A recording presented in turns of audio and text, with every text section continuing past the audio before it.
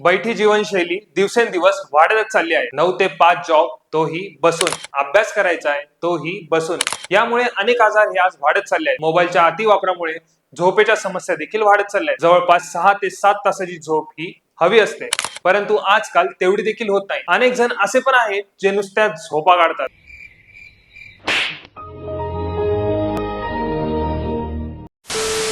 त्यांचा विषय वेगळाच असो. तर मित्रांनो, तुम्हाला जर झोप लागत नसेल तर एक मंत्र आज मी तुम्हाला सांगणार आहे. हा मंत्र जर तुम्ही दररोज मन लावून ऐकलात तर तुम्हाला शांत झोप लागेल, तसेच राग आणि तणाव देखील कमी होईल आणि एकाग्रता वाढीस लागेल. अबे जल्दी बोल, कल सुबह पनवेल निकलना है. या मंत्राचं नाव आहे श्री सुक्त मंत्र.